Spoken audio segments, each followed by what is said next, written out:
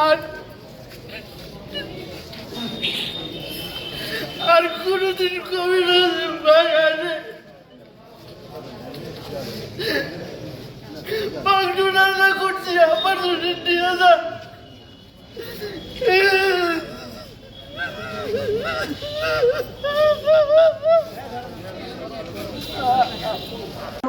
এভাবে কাউকে হত্যা করে চলে যাবে।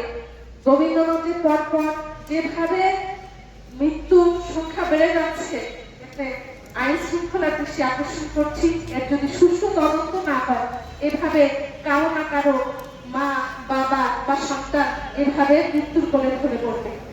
হৃদয় বিদারক একটি ঘটনা, যে ঘরের মধ্য থেকে, যেখানে মানুষের সবচেয়ে নিরাপদ স্থান হচ্ছে বাড়ি, সেই বাড়ির মধ্য থেকে দিন দুপুরে একটি হত্যাকাণ্ড হয়ে গেল। অথচ আজ পর্যন্ত আমাদের প্রশাসন সেখান থেকে কোনো কুলুমি করতে পারলো না। এটা অত্যন্ত একটা দুঃখজনক বিষয়। আমি ঊর্ধ্বতন কর্তৃপক্ষের সঙ্গে কথা বলেছি, তারা বলেছে যে আমরা আমাদের কাজ চালিয়ে যাচ্ছি, আপনারা ধৈর্য ধরেন, আমরা আমাদের কাজ করতে দেন, আমরা সত্যিকারের দোষী ব্যক্তিকে শনাক্ত করে আমাদের গ্রেপ্তার করে আইনের আওতায় নিয়ে আসবো। কিন্তু বিষয়টা হচ্ছে যে আমরা এই দীর্ঘ সময় অতিবাহিত হয়ে প্রায় 72 ঘন্টার মধ্যে অতিবাহিত হয়ে যাচ্ছে, কিন্তু এখন পর্যন্ত কোনো কুলু উদ্ধার করা সম্ভব হচ্ছে। এটা কি সম্ভব? বাংলাদেশে অনেক ইনস্ট্রুমেন্ট আছে এবং অনেক কিছুই সম্ভব, যে খুব দ্রুততার সহিত হত্যাকাণ্ডের কুলু উদ্ধার করা এবং আসামিকে আইনের আওতায় নিয়ে এসে গ্রেপ্তার করা। কিন্তু আমরা এখন পর্যন্ত দেখলাম না যে কাউকে গ্রেপ্তার করা হয়েছে বা কোনো আসামির কোনো আমরা এখন পর্যন্ত অগ্রগতি লক্ষ্য করতে পারছি না। এটি অত্যন্ত দুঃখের বিষয়। আমার প্রিয় ছোট বোন, ওকে অত্যন্ত স্নেহ করতাম। ও আমাকে বড় বোনের মতো। ও সন্তানের মুখের দিকে তাকালে আমার চোখ দিয়ে পানি পড়ে।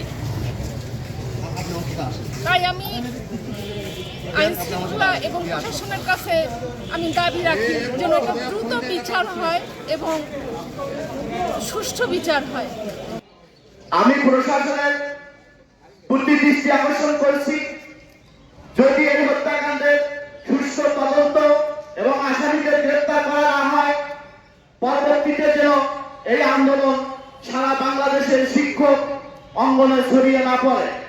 সারা বাংলাদেশে শিক্ষক অঙ্গনে আন্দোলন ছড়িয়ে পড়ার আগেই যেন এই হত্যাকাণ্ডের কুলু উদ্ধার করা হয়, আসামিদের গ্রেপ্তার করা হয় এবং তাদের বিচারের আওতায় আনা হয়।